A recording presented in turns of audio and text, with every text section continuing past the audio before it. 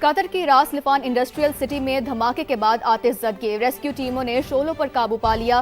قطر energy نے بارزان gas supply facility کے حادثے کی تصدیق کر دی ہے، جبکہ 54 سے زیادہ افراد کے زخمی ہونے کی اطلاعات بھی ہیں۔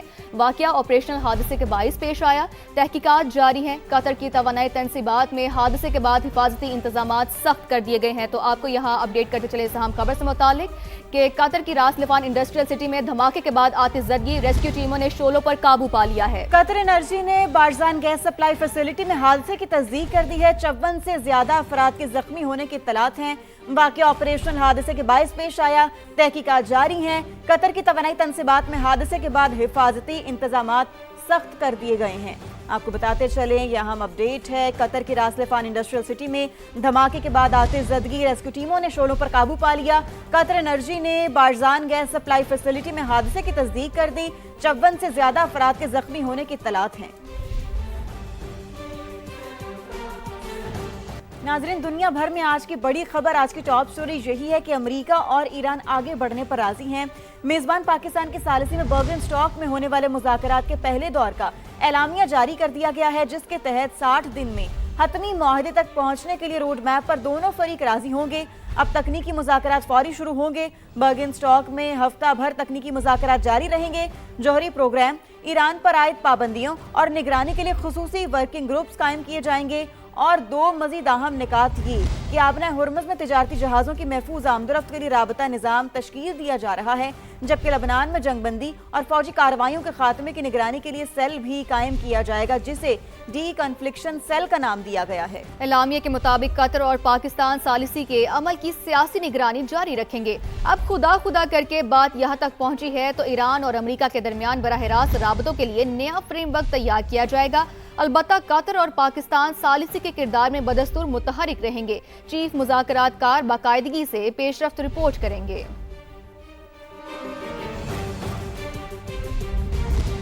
ایران کے بعض منجمد اثاثے جاری کر دیے گئے ہیں۔ ایرانی وزیر خارجہ کا بڑا دعویٰ سامنے آیا ہے۔ عباس عراقچی کہتے ہیں کہ ایرانی تیل اور پیٹرو کیمیکل کی برآمدات کے لیے بھی رعایتیں دی گئی ہیں، جبکہ آبنہ ہرمز پر ناکہ بندی بھی ختم کر دی گئی ہے۔ ایرانی وزیر خارجہ نے یہ بھی واضح کیا ہے کہ لبنان ڈی کنفلکشن سیل معاہدے کا پہلا بڑا امتحان ہوگا۔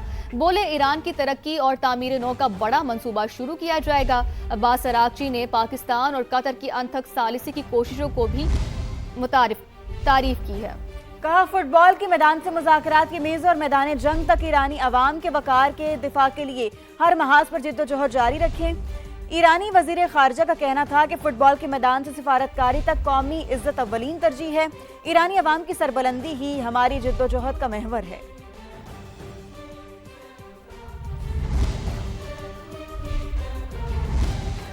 ہمیں پاکستان سے پیار ہے۔ پاکستان کی غیر معمولی سفارتکاری اور ثالثی کا پھل ملنے پر امریکہ بھی خوش۔ مذاکرات سے پہلے نائب امریکی صدر جے ڈی وینس نے پاکستان کی تعریف کی۔ فیلڈ مارشل کو مخاطب کر کے کہا کہ آپ نے جو کچھ کیا ہم اس کے شکر گزار ہیں۔ وزیراعظم شہباز شریف کا بھی شکریہ ادا کیا۔ About the Pakistani role, especially. Very good. We love Pakistan. Thank you. About the Pakistani role, especially. Very good. We love Pakistan. Thank you. Especially. Very good. We love Pakistan. Thank you. Mr. Prime Minister. Washington, Jerry Lyons. Good to see you, man. How are you? Good, good. Thank you. Wonderful to meet you. Likewise. And congratulations. Thank you. Thank you. Thanks for all your help. Especially this guy. What's up, My man? friend. Hello. Good to see you. How are you? Yeah, absolutely. Thank you. Thanks for everything you did. Iran نے پاکستان کو خطے کا اہم اور دوست ملک قرار دے دیا ہے۔ ایرانی اور پاکستانی وزرائے دفاع کے درمیان ٹیلی فونک رابطہ اسلامی دنیا میں پائیدار امن و استحکام کے لیے تعاون پر اتفاق کیا گیا۔ ایران اور پاکستان نے علاقائی سلامتی کے فروغ پر اتفاق کیا، جبکہ وزرائے دفاع کا خطے میں مشترکہ سیکورٹی نظام کے قیام پر زور، غزہ کی صورتحال اور علاقائی امن پر بھی تبادلہ خیال کیا گیا، جبکہ ایرانی قوم کی مزاحمت تاریخ میں یاد رکھی جائے گی۔ خواجہ آصف کی جانب سے ایسا کہا گیا۔ پاکستان اور ایران کے تعلقات برادرانہ ہیں، وزیر دفاع نے ایسا کہا۔ ایرانی قائم مقام وزیر دفاع کا حمایت پر پاکستان سے اظہار تشکر۔ جی ہاں، آپ کو بتاتے چلیں ایران نے پاکستان کو خطے کا اہم اور دوست ملک قرار دیا ہے۔ ایرانی اور پاکستانی وزرائے دفاع کے درمیان ٹیلی فونک رابطہ ہوا۔ اسلامی دنیا میں پائیدار امن و استحکام کے لیے تعاون پر اتفاق۔ ایران اور پاکستان نے علاقائی سلامتی کے فروغ پر اتفاق کیا ہے۔ تو آپ کو بتاتے چلیں یہ اہم معاملہ ہے اور اس حوالے سے ہی ہم آپ کو اپڈیٹ کریں اور سما کی خصوصی ٹرانسمیشن بھی جاری ہے۔ دنیا بھر میں آج کی ٹاپ سٹوری یہی ہے کہ امریکہ اور ایران نے آگے بڑھنے پر رضامندی ظاہر کر دی ہے، جبکہ میزبان پاکستان کی ثالثی میں برگن اسٹاک میں ہونے والے مذاکرات کے پہلے دور کا اعلامیہ جاری کر دیا گیا ہے، جس کے تحت 60 دن میں حتمی معاہدے تک پہنچنے کے لیے روڈ میپ پر دونوں فریق راضی ہو گئے ہیں۔ اب تکنیکی مذاکرات فوری شروع ہوں گے۔ بالکل ایسا ہی، اسی پر بات کریں گے۔ ہمیں جوائن کیا ہے ریپبلکن رہنما ساجد تارڑ صاحب نے۔ تارڑ صاحب بہت شکریہ سما کو اپنا قیمتی وقت دینے کے لیے۔ کیا کہیں گے آپ، سچویشن کو کیسے دیکھ رہے ہیں آپ، اور یہ بھی بتائیے گا کہ وہاں پر ڈیپ انسائیڈ کیا چل رہا ہے؟ اسلام آباد میمورینڈم ہو گیا، ای سائننگ ہوئی، اس کے بعد پہلی بیٹھک لگی، ٹیکنیکل نیگوسیشن کا پہلا راؤنڈ ہوا، اعلامیہ بھی جاری کر دیا گیا ہے۔ What next now? میں اس کا آغاز کرنا چاہوں گا ہمارے فیلڈ مارشل سید عاصم منیر صاحب کی بات پہ۔ الحمدللہ کامیابی حاصل ہوئی۔